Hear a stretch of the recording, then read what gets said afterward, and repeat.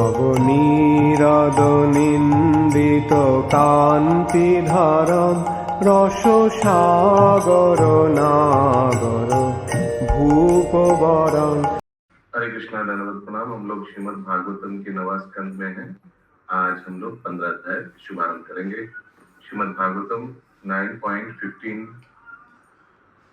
सो 15 अध्याय के पहले सारांश हम लोग सुन लेंगे। सुधा भाई, वल्लभी माता जी। अध्याय 15, श्री भगवान का योद्धा अवतार परशुराम। इस अध्याय में एल के वंशज गाधी की कथा का वर्णन हुआ है। उर्वशी के गर्भ से 6 पुत्र उत्पन्न हुए, जिनके नाम थे आयु। क्या हुआ? साउंड चला गया। हरि बोल। साउंड चला गया। हरि बोल। यही होता है ब्लूटूथ यूज करने से। मैं इनको मना करता हूँ ब्लूटूथ यूज करने से। ब्लूटूथ कनेक्शन चला गया, उनको लग रहा है अभी भी सुन रहे हैं तो बोलते जा रहे हैं। ब्लूटूथ कनेक्शन चला गया है।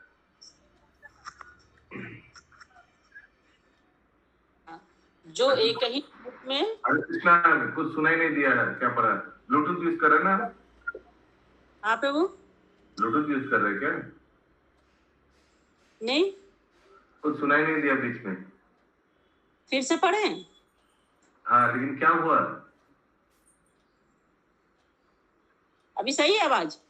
अभी सही है, फिर बीच में चला क्यों गया? ब्लूटूथ की वजह से या क्या वजह से? वही नहीं, वो श्रेष्ठ ब्लूटूथ ऑन कर लिया था। हाँ, मालूम। बोलिए। ठीक है, फिर से पढ़े ना। उर्वशी, यहाँ से उर्वशी के गर्भ से 6 पुत्र उत्पन्न हुए, जिनके नाम थे आयु, श्रुतायु, सत्यायु, रय, जय तथा विजय।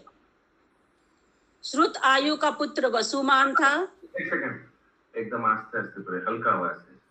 ठीक है। श्रुत आयु का पुत्र वसुमान था, सत्य आयु का पुत्र श्रुतरंजय था हुआ, रय के पुत्र का नाम एक था, और जय का पुत्र अमित था, और विजय का पुत्र भीम हुआ। भीम के पुत्र का नाम कांचन था, उसके पुत्र का नाम होत्रक तथा होत्रक के पुत्र का नाम जहनु था, जो एक ही घूंट में गंगा का संपूर्ण पानी पी लेने हेतु विख्यात था। यानी ये जहनु मुनि था। जहनु मुनि। हाँ, जहनु मुनि था। जहनु वंशजों के नाम क्रमशः कुरु, बलाक, अजक तथा कुश थे। कुश के पुत्रों के नाम थे कुशाम्बु, तनय, वसु तथा कुशनाभ। कुशाम्बु का पुत्र गाधी हुआ, जिसको सत्यवती नाम की एक कन्या हुई। सत्यवती ने ऋचिक मुनि के साथ विवाह किया, और जब मुनि ने प्रचुर दहेज दिया और उन दोनों से जमदग्नि नामक पुत्र की उत्पत्ति हुई। जमदग्नि के पुत्र श्री राम या श्री परशुराम थे। जब कीर्तवीर्यार्जुन नामक राजा ने जमदग्नि की कामधेनु चुरा ली, तो पूर्ण पुरुषोत्तम भगवान के सत्यावेश अवतार परशुराम ने उसका वध किया। उसके पश्चात परशुराम ने 21 बार क्षत्रिय वंश का संहार किया। जब परशुराम ने कीर्तवीर्यार्जुन का वध कर दिया, तो जमदग्नि ने उसे बताया कि राजा का वध पापमय होता है और उसे ब्राह्मण होने के नाते इस अपराध को सह लेना चाहिए था। अतएव जमदग्नि ने परशुराम को अपने पापों का प्रायश्चित करने हेतु विविध तीर्थ स्थानों की यात्रा करने की सलाह दी। हरे कृष्ण। ठीक है, तो भगवान का रामचंद्र अवतार के बारे में हम लोग श्रवण किया। अब भगवान परशुराम के बारे में पहला श्लोक सब प्रभु माता जी दोहराइए। श्री बादरायणीर उवाच। श्री बादरायणीर उवाच। एलस्य चोर्वशी गर्भात् सदासन् आत्मजा नृप आयु श्रुतायु सत्यायु रयो अथ विजयो जयः। श्री सुखदेव गोस्वामी ने आगे कहा, हे राजा परीक्षित, पुरूरवा ने उर्वशी के गर्भ से 6 पुत्र उत्पन्न किए। उनके नाम थे आयु, श्रुत आयु, सत्य आयु, रय, विजय तथा जय। हरे कृष्ण। श्रुतायुर्वसुमान् पुत्रः श्रुतायो वसुमान् पुत्रः सत्यायोश्च श्रुताञ्जयः सत्यायोश्च श्रुतञ्जयः रयस्य सुत एकश्च रयस्य सुत एकश्च जयस्य तनयो अमितः जयस्य तनयो अमितः भीमस्तु विजयास्यथा भीमस्तु विजयस्याथ काञ्चनो होत्रकस्तथा काञ्चनो होत्रकस्ततः तस्य जानुसुतो गञ्जम् तस्य जनुसुतो गङ्गा गण्डूषीकृत्ययो अपिबत् गण्डूसीकृत्य एव पिबत्। श्रुतायु का पुत्र वसुमान हुआ, सत्यायु का पुत्र सुतंजय हुआ, रय के पुत्र का नाम एक था, जय का पुत्र अमित था और विजय का पुत्र भीम हुआ। भीम का पुत्र कांचन, कांचन का पुत्र होत्रक और होत्रक का पुत्र जहनु था, जिसने एक ही घूंट में गंगा का सारा पानी पी लिया था। हरे कृष्ण। जानस्तु पुत्र पुरुष तस्याथ जहनोस्तु पुरुष तस्याथ चात्मजो अजका बलाकश्च आत्मजो अजकः तथा कुशस्यापि ततः कुशः कुशश्चापि कुशम्भुस्तनयो वसु कुशाम्बुस्तनयो वसु कुशानाभश्च चत्वारो कुशनाभश्च चत्वारो आदिरासीत् कुशम्भुज गाधीरासीत् कुशाम्बुजः। यस जहनु का पुत्र पुरु था, पुरु का बलाक, बलाक का अजक और अजक का पुत्र कुश हुआ। उसके 4 पुत्र हुए, जिनके नाम थे कुशाम्बुज, तनय, वसु तथा कुशनाभ। कुशाम्बु का पुत्र गाधी था। हरे कृष्ण। तस्य सत्यावतीं कन्याम् ऋषिको अयचता द्विजः वरं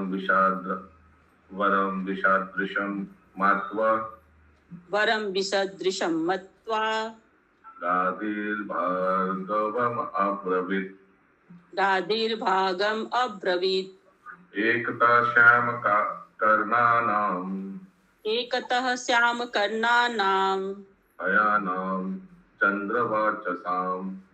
हयानां चन्द्रवर्चसां दीयतां शुल्कम् सहस्रं दीयतां शुल्कम् कन्याया कुशिका वयम्। राजा गाधी की एक पुत्री थी जिसका नाम सत्यवती था, जिससे विवाह करने हेतु ऋचिक नामक ब्रह्मर्षि ने राजा से विनती की, किंतु राजा गाधी ने इस ब्रह्मर्षि को अपनी पुत्री के लिए अयोग्य पति समझकर उससे कहा, हे महोदय, मैं कुशवंशी हूँ। चूंकि हम लोग राजसी क्षत्रिय हैं, अतएव आपको मेरी पुत्री के लिए कुछ दहेज देना होगा। अतः आप कम से कम 1000 ऐसे घोड़े लाएं जो चांदनी के समान उज्जवल हो और जिनके एक कान दाया या बाया काला हो। राजा गाधी के पुत्र श्री विश्वामित्र हुए, जो ब्राह्मण तथा क्षत्रिय का मिश्रित रूप कहे जाते थे। श्री विश्वामित्र ने ब्रह्मा ऋषि का पद प्राप्त किया, जैसा कि आगे बताया गया है। ऋचिक मुनि के साथ सत्यवती का विवाह होने से उनका जो पुत्र होगा वह क्षत्रिय गुणों वाला होगा। राजा गांधी ने कहा कि वह अपनी पुत्री की शादी ऋचिक ब्राह्मण से तभी कर सकता है जब उसकी एक असाधारण मांग पूरी हो जाए। हरे कृष्ण। तो ये साधारण मांग माने वही 1000 घोड़ा कम से कम। इत्युक्तस्तन्मतं ज्ञात्वा युक्तस्तन्मतं ज्ञात्वा तथा सा वरुणान्तिकम् गतः स वरुणान्तिकम् आनीय दत्ततान् अस्वान् आनीय दत्त्वा तानस्वान् मे वराननाम् उप एवे वराननान्। जब राजा गांधी ने यह मांग प्रस्तुत की तो महर्षि ऋचिक को राजा के मन की बात समझ में आ गई। अतएव वे वरुण देव के समीप गए और वहां से गांधी द्वारा मांगे गए 1000 घोड़े ले आए। इन घोड़ों को भेंट करके मुनि ने राजा की सुंदर पुत्री के साथ विवाह किया। हरे कृष्ण। एकदम शबरी मुनि जैसा स्टोरी ना। ऋषि प्रार्थित पत्न्या स ऋषि पार्थितः पत्न्या स्वश्रवा चापत्य काम्यया स्वस्वापत्य कामयया शपयित्वो भैर्मन्त्रे स्वपतित्वो भैर्मन्त्रे चारुं स्नातुं गतो मुनिम् चरुं स्नातुं गतो मुनि। तत्पश्चात ऋचिक मुनि की पत्नी तथा सास दोनों ने पुत्र की इच्छा से मुनि से प्रार्थना की कि वे चरु आहुति तैयार करें। तब मुनि ने अपनी पत्नी हेतु ब्राह्मण मंत्र से एक चरु और एक क्षत्रिय मंत्र से अपनी सास के लिए एक अन्य चरु तैयार किया। फिर वे स्नान करने चले गए। हरे कृष्ण।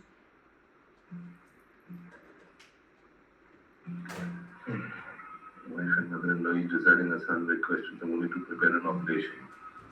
तो ऋचिक मुनि का स्त्री और सासू माँ दोनों एक पुत्र संतान चाहते थे। तावत् सत्यवती मात्र वचरुं याचिता सती वचरुं याचिता सती शिष्टं मत्वा तया याच्छम् शिष्टं मत्वा तया यच्छन् मात्रे मातुर अदत् स्वयं मात्रे माधुरतत् स्वयं। अनुवाद। इसी बीच सत्यवती की माता ने सोचा कि उसकी पुत्री हेतु तैयार की गई चरु अवश्य ही श्रेष्ठ होगी। अतएव उसने अपनी पुत्री से वह चरु मांग ली। अतः सत्यवती ने वह चरु अपनी माता को दे दी और स्वयं अपनी माता की चरु खा ली। ये चरु माने जो आहुति देता है, हवन जो आहुति देते हैं, हवन सामग्री। तात्पर्य पति में अपनी पत्नी हेतु कुछ स्नेह होना स्वाभाविक है।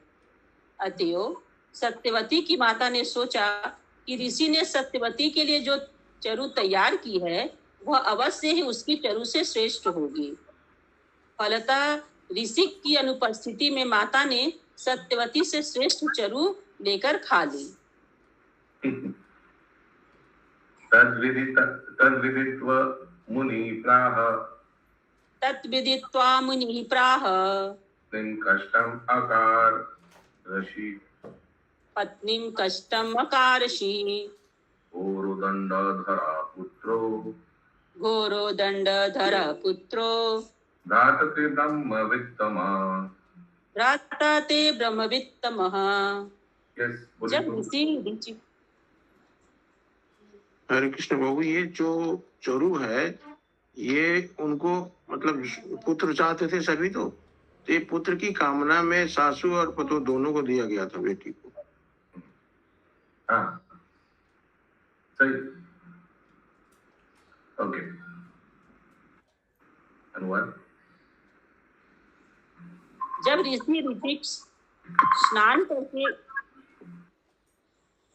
ऋषि ऋचिक स्नान करके घर लौटे और उन्हें यह पता लगा कि उनकी अनुपस्थिति में क्या घटना घटी है, तो उन्होंने अपनी पत्नी सत्यवती से कहा, तुमने बहुत बड़ी भूल की है।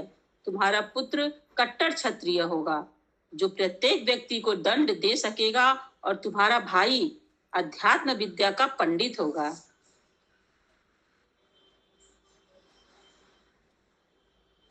तात्पर्य,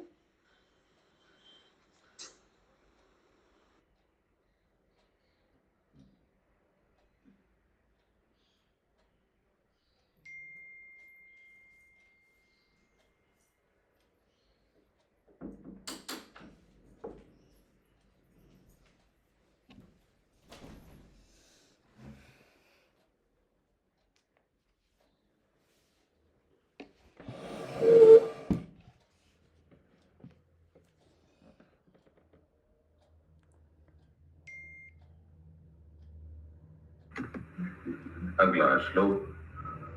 अभी अनुवाद नहीं होता, नहीं होता। सॉरी, अनुवाद एक बार फिर से करिए। अच्छा। जब ऋषि ऋचिक स्नान करके घर लौटे और उन्हें यह पता लगा कि उनकी अनुपस्थिति में क्या घटना घटी है, तो उन्होंने अपनी पत्नी सत्यवती से कहा, तुमने बहुत बड़ी भूल की है। तुम्हारा पुत्र कट्टर क्षत्रिय होगा। गड़बड़ नहीं किया था, गड़बड़ तो उनका सासू माँ ने किया था। हाँ, जो प्रत्येक एक्सचेंज ऑफर हो गया। सासू माँ ने पत्नी का चरू खा लिया, पत्नी ने सासू माँ का चरू खा लिया। अरे तुमने बहुत बड़ी भूल की है। तुम्हारा पुत्र कट्टर क्षत्रिय होगा, जो प्रत्येक व्यक्ति को दंड दे सकेगा, और तुम्हारा भाई अध्यात्म विद्या का पंडित होगा। तात्पर्य, वह ब्राह्मण योग्य कहलाता है जो अपनी इंद्रियों तथा मन को वश में रख सके। एक सेकंड। तो ये पत्नी से एक पुत्र होगा, वो है परशुराम, और सासू माँ भी से एक पुत्र होगा। ठीक है, तो कौन है देखना पड़ेगा आगे। वह ब्राह्मण योग्य कहलाता है जो अपनी इंद्रियों तथा मन को वश में रख सके, जो अध्यात्म विद्या का पंडित हो, और जो सहिष्णु तथा क्षमावान हो। किंतु क्षत्रिय वही योग्य है जो अपराधियों को कड़ा से कड़ा दंड दे। श्रीमद् भगवद गीता 18 अध्याय 42 से 43 श्लोक में इन गुणों का उल्लेख है। चूंकि सत्यवती ने अपनी चरु न खाकर अपनी माता की चरु खा ली थी, अतः उससे जो पुत्र होगा वह क्षत्रिय गुणों में संपन्न होगा। यह अवांछनीय था। सामान्यतया ब्राह्मण का पुत्र ब्राह्मण के गुणों वाला होना चाहिए, किंतु यदि वह क्षत्रिय की भांति उग्र हो जाए तो उसका नामकरण श्रीमद् भगवद गीता में वर्णित चारों वर्णों के अनुसार होता है। चतुर्वर्ण्य मया सृष्टम गुण कर्म विभागशः। यदि ब्राह्मण का पुत्र ब्राह्मण जैसा आचरण न करे तो उसे उसकी योग्यता के अनुसार क्षत्रिय, वैश्य या शूद्र कहा जा सकता है। समाज को विभाजित करने का मूल सिद्धांत मनुष्य का जन्म नहीं, अपितु उसके गुण तथा कर्म है। हरे कृष्ण।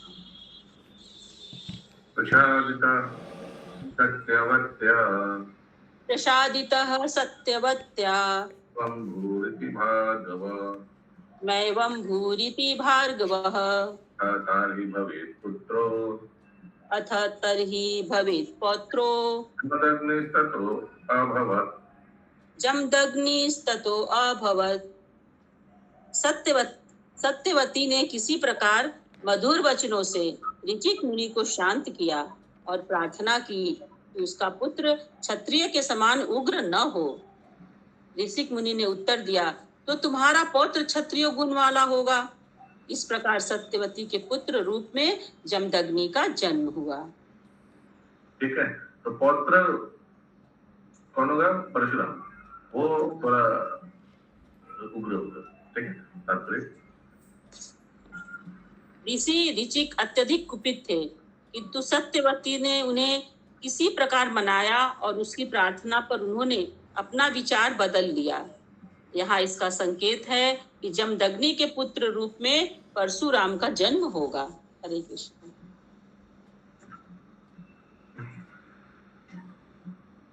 स चाभूत सुमहत् पुण्य साचाभूत सुमहत् पुण्या कौशिकी लोक पावनी कौशिकी लोक पावनी रेणु सुताम रेणुकाम वै रेणो सुताम रेणुकां वै जमदग्निर उवाह यम जमदग्निरुवाहयाम तस्यं वै भार्गवारेषे तस्यं वै भार्गवरीषेः दूतवासुमत् आदय सुता वसुमद आदयः यावियान् जज्ञ एतेषां याविया यज्ञ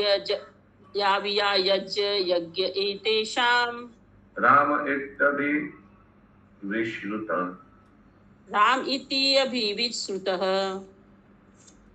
अंत में सत्यवती समस्त संसार को पवित्र करने वाली कौशिकी नामक पुण्य नदी बन गई और उसके पुत्र जमदग्नि ने रेणु की पुत्री रेणुका से विवाह किया। जमदग्नि के वीर्य से रेणुका के गर्भ से वसुमान इत्यादि कई पुत्र हुए, जिनमें से श्री राम या परशुराम सबसे छोटा था। हरे कृष्ण। यमाहु वासुदेवांसं यानां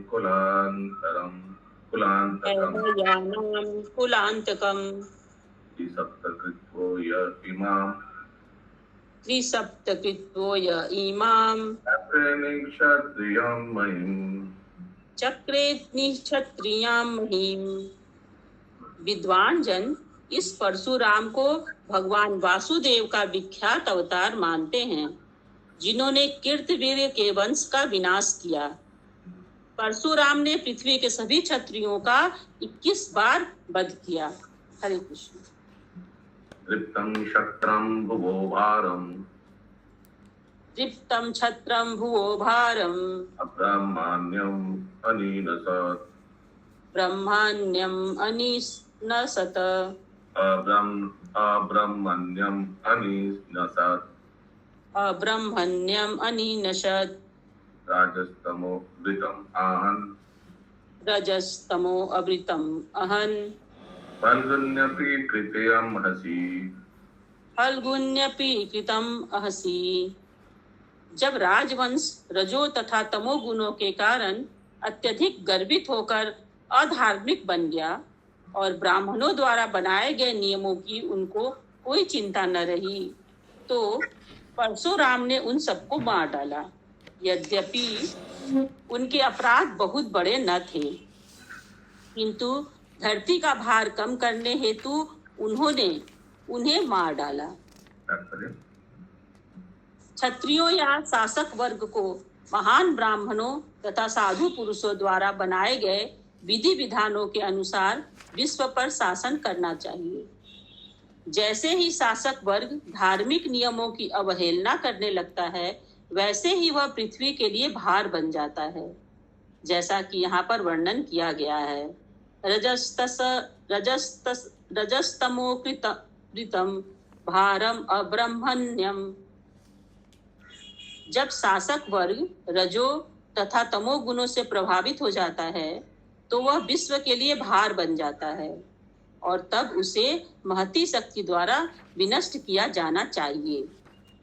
हम आधुनिक इतिहास में स्पष्ट देखते हैं कि राजतंत्रों को विभिन्न क्रांतियों ने विनष्ट किया है, किंतु दुर्भाग्यवश राजतंत्रों के विनाश के पश्चात तृतीय तथा चतुर्थ श्रेणी के व्यक्तियों का प्रभुत्व स्थापित हो गया है।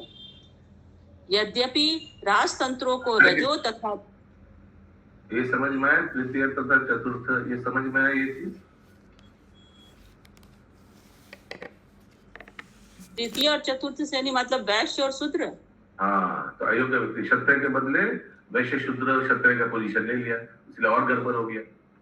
आगे यद्यपि राजतंत्रों को रजो तथा तमोगुण ने परास्त कर दिया है, पर विश्व से उनका लोप हो गया है, किंतु विश्व के निवासी अब भी दुखी हैं, क्योंकि यद्यपि इन राजाओं के गुण तमोगुण के कारण क्षीण हो गए थे, इनका स्थान व्यापारी तथा श्रमिक वर्ग के लोगों ने ले लिया है, जो और भी गिरे हुए हैं। जब सरकार का मार्गदर्शन ब्राह्मण या ईश्वर भक्त लोग करते हैं, तभी लोग वास्तव में सुखी रह सकते हैं। अतएव प्राचीन काल में जब शासक वर्ग रजो तथा तमो गुणों के स्तर पर पतित हो गया, तो परशुराम जैसे क्षत्रिय तुल्य ब्राह्मणों ने उनका 21 बार वध किया। पढ़े आगे। जैसा कि श्रीमद् भागवतम 12वां अध्याय में 12वां स्कंद के दूसरे अध्याय में 13 नंबर श्लोक में कहा गया है, कलयुग में आप 13 संख्या श्लोक में 13 कहा गया है, कलयुग में दस्यु प्रायेषु राजसु शासक वर्ग राजन्य लुटेरों दस्युओं के समान होगा, क्योंकि सरकारी राजकाज में तृतीय तथा चतुर्थ श्रेणी के लोगों का प्राधान्य हो जाएगा। वे धार्मिक नियमों तथा ब्राह्मणों के द्वारा निर्मित विधि विधानों की अवहेलना करते हुए नागरिकों की संपत्ति को मनमाने ढंग से लूटने का प्रयास करेंगे। ये समझ में नहीं आया।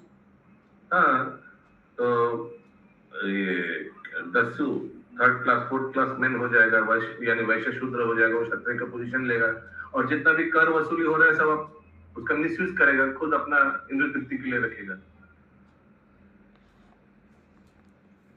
जैसा कि श्रीमद् भागवतम 12वें स्कंद के पहले अध्याय के 40वें श्लोक में अन्यत्र आया है, असंस्कृता क्रियाहीना रजसा तमसावृता प्रजास्ते भक्ष इष्यन्ति मलेच्छाराजन्य रूपिणः।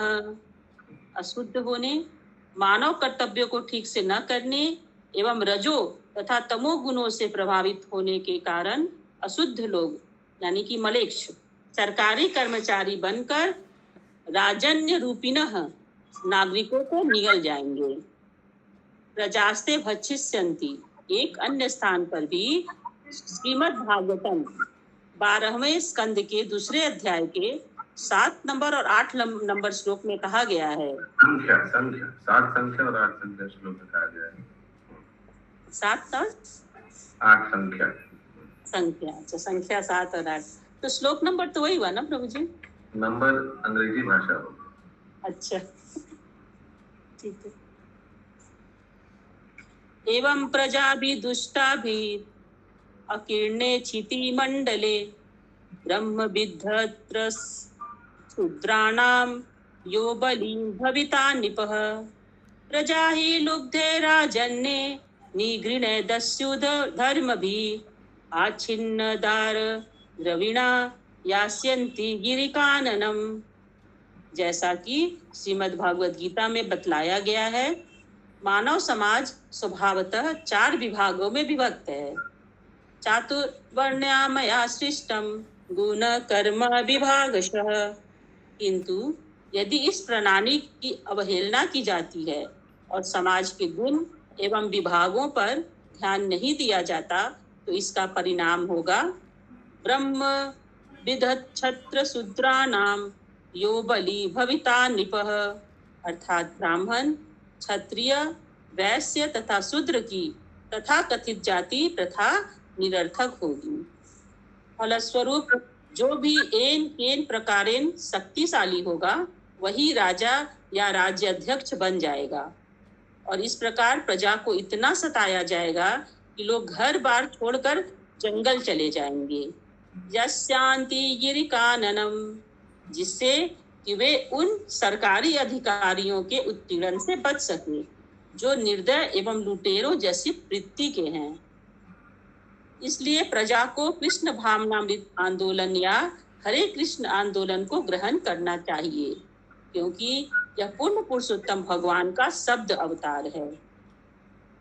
कली काले नाम रूपे कृष्ण अवतार, नहीं काले नाम रूपे कृष्ण अवतार, कैसे कहते हैं? होली काले नाम रूपे कृष्ण अवतार।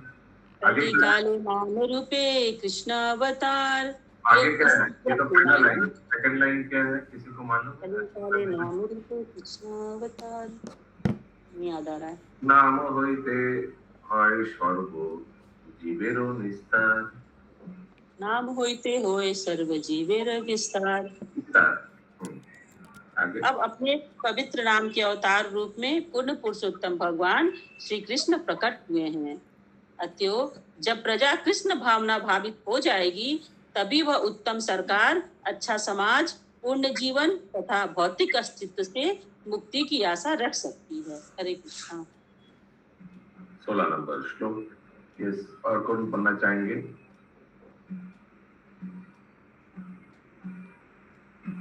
कोई पढ़ना चाहेंगे?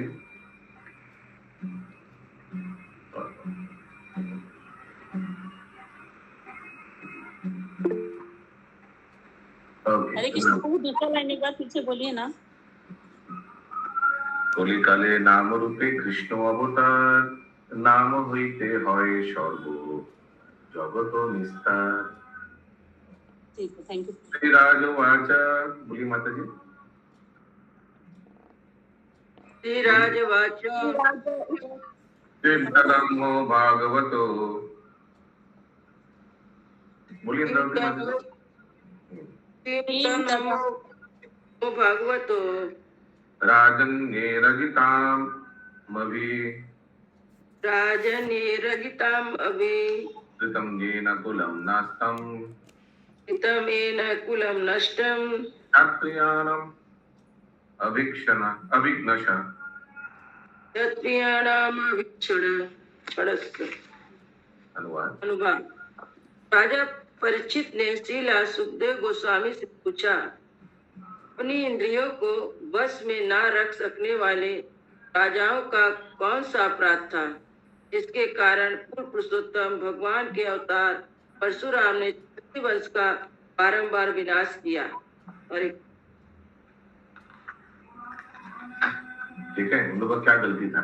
श्री भाद्रायणी रुवाच श्रीभद्राणी वाचा विहायानम अधिपति दयानामधिपति अर्जुना क्षत्रियर्षभा अर्जुन क्षत्रिय सभा दत्तम नारायणाम शांसम दत्तम नारायणं संसम आराध्य परिकर्मभिः आराध्यं परिकर्मभिः बाहुं दशशतं देवे बाहुं दशशतं लेवे दुर्धर्षत्वम् अरातिषु दुर्धस्त्वम् अरातिषु अव्याहतेन्द्रिया पूजः श्री अव्याहतेन्द्रिययुजासि तेजोवीर्य यशो बलम् तेजो वीर्य यशो बलम् योगेश्वरत्वम्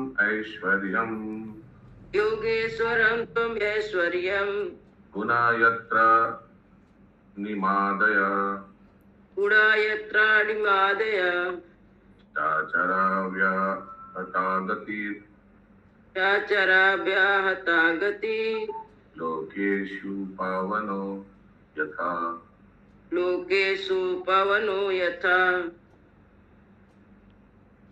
अनुवाद। श्रीला सुखदेव गोस्वामी ने कहा, क्षत्रिय श्रेष्ठ हयराज कार्तवीर्य अर्जुन ने भगवान नारायण के पूर्ण विस्तार दत्तात्रेय की पूजा करके 1000 भुजाएं प्राप्त की। वह शत्रुओं द्वारा अपराजय बन गया और उसे अबाध इंद्रिया। हाँ बोलिए माता जी।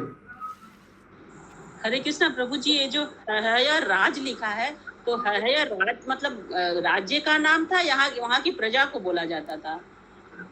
हरिहस राज्य का नाम था, उसका राजा। इंग्लिश में लिखा है द किंग ऑफ द हरिहस। आगे। उस अबाध इंद्रिय शक्ति, सौंदर्य, प्रभाव, बल, यश तथा अणिमा डगिमा जैसी 8 योग सिद्धियां प्राप्त करने की योग शक्ति मिल गई। इस प्रकार पूर्ण ऐश्वर्यशाली बनकर वह संपूर्ण संसार में वायु के समान निर्विघ्नता से घूमने लगा। किसके बारे में बोल रहे हैं? कार्तवीर अर्जुन के बारे में। ठीक है, अगला श्लोक 20। स्त्रीरत्नेर आवृता क्रीडम स्त्रीरत्ने आवृता क्रीडन् रेवं भसी मदत्कता एवं भसी मदुत्कटः वैजयन्तीं सजं बिभ्रात् वैजयन्तीं सजं बिभ्रत् रुरोध सरितं भुजे। रुरोधा सरितं भुजे। ये सब बोलिए। हरे कृष्ण। वो ये सहस्त्रार्जुन यही है कि दूसरा है? एक तो है कार्तवीर अर्जुन, तो शास्त्र अर्जुन एक ही है, और तो कोई दूसरा होगा। अनुवाद। एक बार नर्मदा नदी के जल में क्रीड़ा करते हुए सुंदर स्त्रियों से घिरे हुए एवं विजय की माला धारण किए हुए गर्भोन्नत भारतीय वीर अर्जुन ने अपनी बाहों से जल के प्रवाह को रोक दिया।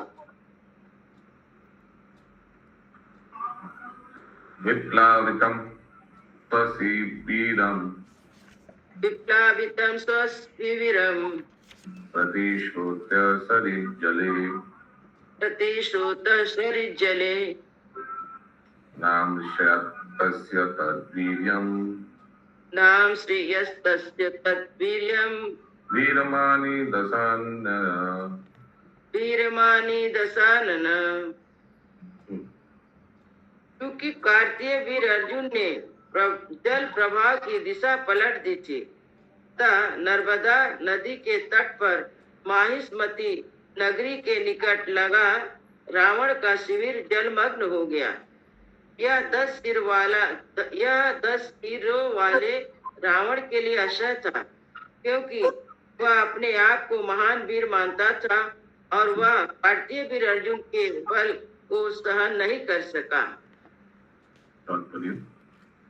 रावण दिग्विजय प्राप्त करने के उद्देश्य से भ्रमण कर रहा था और नर्मदा नदी के तट पर माहिष्मती नगरी के निकट शिविर डाले हुए था। समझ रहे हैं? रावण का नगरी पूरा एकदम पानी से भर गया, क्योंकि हाथ फैला है वो तो उधर सब अफसरों के साथ थे, तो ऐसा हाथ फैला है तो पानी रुक गया और एक जगह ज्यादा पानी हो गया महिष्मती में। रावण वहां कैंप बनाया था तो उनको ज्यादा पानी हो गया। अभी देखते क्या होता है। गृहीतो लीलया स्त्रीणाम गृहीतो लीलया स्त्रीणाम समक्षं कृतकिल्बिषय समक्षं कृतकिल्बिषः माहिष्मत्यं सनिरुद्धो माहिष्मत्यं सनिरुद्धो मुक्तो येन कपिर्यथा। मुक्तो येन कपिर्यथा। अनुवाद। जब रावण ने स्त्रियों के समक्ष भारतीय वीर अर्जुन का अपमान करना चाहा और उसे नाराज कर दिया, तो भारतीय वीर अर्जुन ने रावण को खेल खेल में उसी प्रकार बंदी बनाकर माहिष्मती नगर के कारागार में डाल दिया। इस प्रकार कोई बंदर को पकड़ ले, अंत में उसने उपेक्षापूर्ण भाव से उसे मुक्त कर दिया। ग्रंथराज श्रीमद् भागवतम की जय। की जय। जय।